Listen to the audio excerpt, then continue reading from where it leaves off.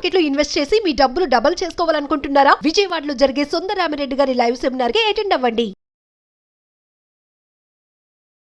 నమస్తే, welcome back to Suman TV. నేను మీ సంజయ్. ఈరోజు మనతో పాటు ఉన్నారు law of attraction coach and celebrity coach infinity universe Suresh గారు. సార్తో మాట్లాడి కొన్ని విషయాలు తెలుసుకుందాం. నమస్తే సార్. నమస్తే సంజయ్. సార్, మనకి ఎలాంటి కోరిక ఉన్నా విశ్వాన్ని అడగండి అంటుంటారు. కానీ అసలు విశ్వానికి మన కోరికని చెప్పే అసలైన విధానం ఏంటంటారు? అసలు ఎలాంటి పద్ధతిలో కోరుకోవాలంటారు మన కోరికల్ని? విశ్వాన్ని ఏ కోరిక అయినా మనం ఎలా అడగొచ్చు? ఏ విధంగా? చాలా మందికి చాలా రకాల కోరికలు ఉంటాయి. కోరిక ఏదైనా కానీ ఎలా అడగాలి? అది డబ్బు గురించా, జాబ్ గురించా, వాట్ ఎవర్ ఇట్ ఈస్, ఏదో ఒక కోరిక తీసుకుందాం. ఫర్ ఎగ్జాంపుల్, ఎక్కువ మంది జాబ్ కోసం ఇబ్బంది పడుతుంటారు. జాబ్ కోసం ఎలా కోరుకోవాలి విశ్వాన్ని? చాలా మంది అడుగుతుంటారు, ఎదురు చూస్తూ ఉంటారు. చాలా మందికి ఎలా అడగాలో తెలియదు. సో నాకు జాబు లేదు ఎప్పుడు వస్తుందో ట్రై చేస్తుంటే రావట్లేదని మాట్లాడుతుంటారు. చూడండి, మీరు మామూలుగా జాబు లేదు అంటే మనకేమని అర్థమవుతుంది? లేని స్థితే కదా. సో మనం అదే చెప్తున్నాం. వాస్తవానికి ఆ వ్యక్తికి జాబు లేని మాట వాస్తవమే. మరి లేదనే మాటని మనం ఎక్కువసార్లు మాట్లాడితే ఏమవుతుంది? అఫర్మేషన్ అవుతుంది అది. సో ఉన్నట్టుగా సృష్టించుకుంటే కదా మనకు రావాల్సింది వస్తుంది. సో జాబు లేదు అనే భావనని తీసేయాలి ఫస్ట్. మనమే ఎంటీ అయిపోతుంటాం. అక్కడ ఫిల్ చేయాలి. జాబ్ ఎలాంటిది కావాలి, ఏ కంపెనీలో కావాలి, ఏ టీచర్ పోస్టా, లేకపోతే ఒక లెక్చరరా, ఒక రైల్వేలోనా, సాఫ్ట్వేరా, ఫస్ట్ దాని పట్ల స్పష్టత ఉండాలి. ఒక వ్యక్తికి ఒక వస్తువు కావాలి అంటే దాన్ని క్లియర్గా కళ్ళతో చూడాలి, ఇమాజినేషన్. అట్లా ఈ జాబ్ ఏంటిది? జాబ్ అని ఒక మామూలుగా చెప్తున్నాం మనం. అనేక మంది అనేక రకాలు కోరుకుంటారు. కలెక్టర్ జాబ్ కోరుకుంటారు, రకరకాల జాబ్స్ ఉన్నాయి. దాని మీద క్లారిటీ ఉండాలి ఫస్ట్.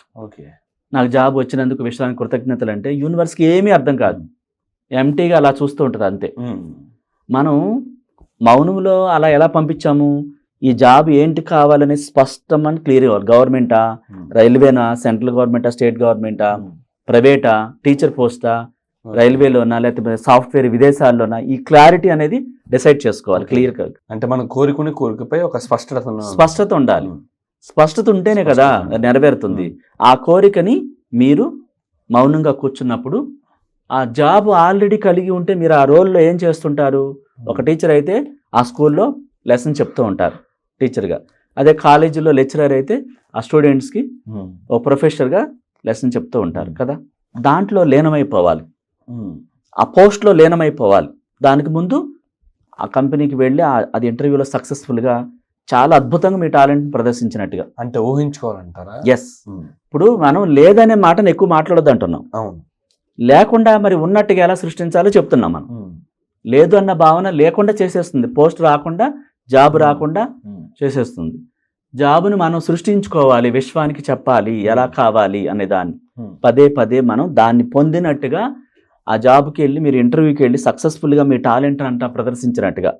అంటే మీరు మాట్లాడితే వాళ్ళు మంత్రముగ్ధులు అయిపోయి మీరు కోరుకున్న ప్యాకేజ్ కంటే ఎక్కువ ఇచ్చినట్టుగా. వైబ్రేషన్స్ ఎలా ఉంటాయి, ఆ ఊహ ఎలా ఉంటుంది? మంచి పాజిటివ్గా ఉంటుంది సార్.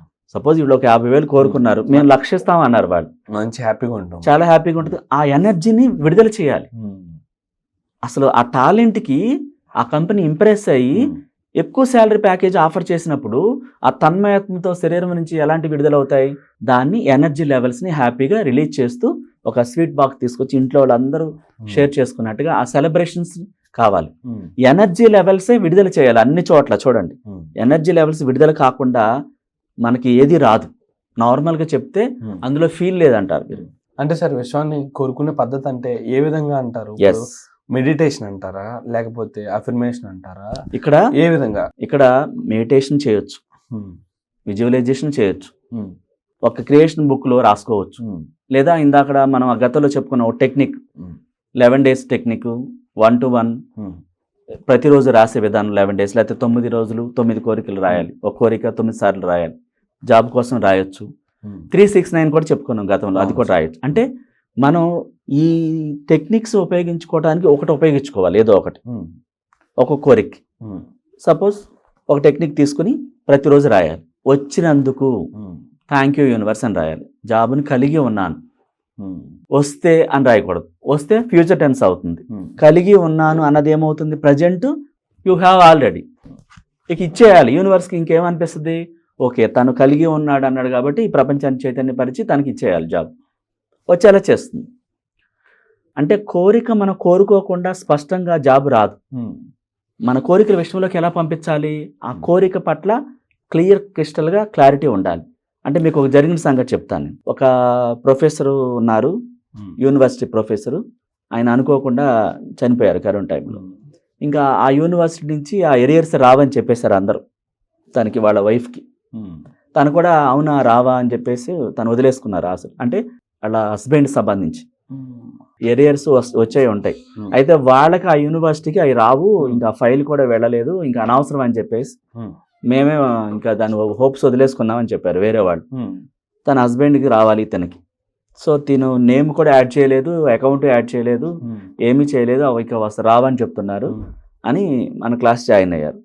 జాయిన్ అయినప్పుడు మనం చెప్పినప్పుడు తను అది ఇట్లాగే టెక్నిక్ ఉపయోగించి ప్రతిరోజు రాసుకుని మనం ఏం చెప్పామో దాన్నే ఊహించుకున్నారు. విత్ ఇన్ డేస్లో తన అకౌంట్లోకి అమౌంట్ పడింది అనమాట. వాళ్ళంతా ఆశ్చర్యపోయారు. నువ్వేం డేస్ మేబీ 10 days కూడా అవ్వట్లేదు. అంటే అసలు ఆ ఫైలే కదలరు, ప్రభుత్వం మారింది, అది ఎవరు అసలు ఈ యూనివర్సిటీకి అది వచ్చేది లేదని చెప్పేశారు అందరూ, ఆ యూనివర్సిటీ వాళ్ళు కూడా, అకౌంటెంట్లు కూడా. కానీ తనకు వచ్చాయి. తను నమ్మి చేసిన తర్వాత, అంటే ఆ విషయంలోకి విడుదల చేసింది. తన కెరియర్స్ వచ్చినట్టుగా, అకౌంట్లో క్రెడిట్ అయినట్టుగా, SMS వచ్చినట్టుగా, చూసుకున్నట్టుగా యాజ్ ఇట్ ఈస్గా జరిగింది అనమాట. ఇక్కడ హైదరాబాద్లో ఉంటారు ఆమె, వాళ్ళ హస్బెండ్ సంబంధించినటువంటి అనమాట. రావని చెప్పినవి వచ్చినాయి.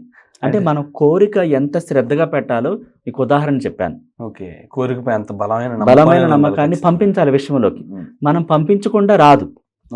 సో మన కోరిక విశ్వంలోకి వెళ్ళి నెరవేరాలంటే ఒక 4 పద్ధతులు పాటించాలి. ఫస్ట్ది ఏంటి?